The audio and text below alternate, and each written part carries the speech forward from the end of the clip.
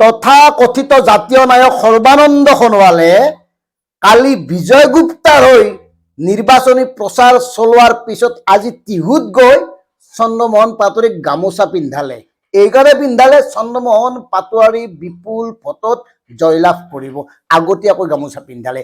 এতিয়া সৰ্বানন্দ সোণোৱাললৈ আমাৰ এটা প্ৰশ্ন, আপুনি অসম আৰু অসমীয়াৰ কাৰণে কি কৰিলে? আপুনি সদ্য অসম ছাত্ৰ সন্থাৰ সভাপতি আছিল, পাহৰি গ'ল নেকি? আপুনি যে মুখ্যমন্ত্ৰী হৈ থকা সময়ত অসমৰ 5জন নিৰীহ যুৱকক হত্যা কৰিলে, তাৰ বিচাৰ কিয় নকৰিলে? আপুনি তেওঁলোকক শ্বহীদৰ মৰ্যাদা কিয় নিদিলে? তেওঁলোকে ধেমালিত ফূৰ্তিত শ্বহীদ হোৱা নাছিল, তেওঁলোকে শ্বহীদ হৈছিল কা আইনখনৰ বিৰোধিতা কৰি। আৰু কা আইনখনক আপুনি কি সমৰ্থন কৰে এই কথাটো কওক। যিখন আইনে অসম চুক্তিক নস্যাৎ কৰিছে, যিখন আইনে অসম আন্দোলনত শ্বহীদ হোৱা 855 গৰাকী তেজাল যুৱকক পুনৰ অপমান কৰিছে, তেনেকুৱা এখন আইনক আপুনি কিয় সমৰ্থন কৰিছে এই কথাটো আপুনি কওক।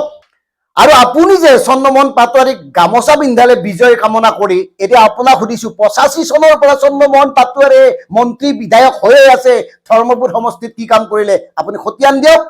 তেওঁ কি যুক্তিত, কি স্বাৰ্থত, কিহৰ বাবে পুনৰ জনপ্ৰতিনিধি হোৱাটো আপুনি বিচাৰে? আপোনালোকে কিয় নতুনক বাট এৰি দিব নোখোজে? কিয় নতুনৰ প্ৰতি আপোনালোকৰ দায়বদ্ধতা নাই? কিয় নতুন লিডাৰ এজন আপোনালোকে উলিয়াব পৰা নাই?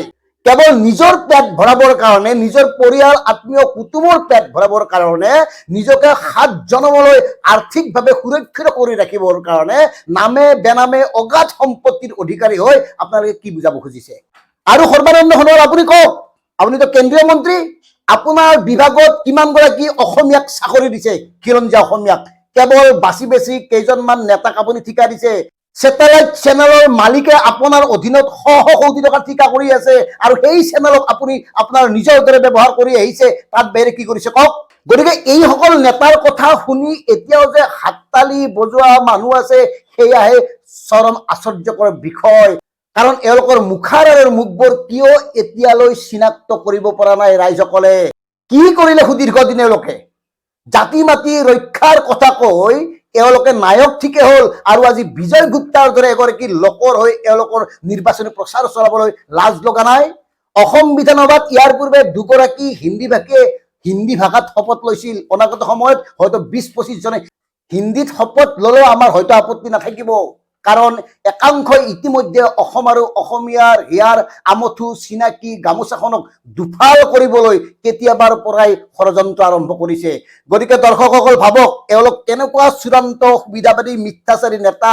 এওঁলোকৰ চৰিত্ৰ বুজিবলৈ আৰু কিমান সময় লাগে আপোনালোকক? গতিকে আমাৰ একদম স্পষ্ট মত, এই সৰ্বানন্দ সোণোৱাল জাতীয় ধুৰন্ধৰ সুবিধাবাদী নেতাৰ কথা নুশুনিব, শুনাৰ প্ৰয়োজন নাই। কাৰণ অসম আৰু অসমীয়াক এওঁলোকে কেৱল পণবন্দী কৰি নিজৰ সুবিধা ভোগ কৰি আহিছে, তাত বাহিৰে একো কৰা নাই। ধন্যবাদ। জয় অসম।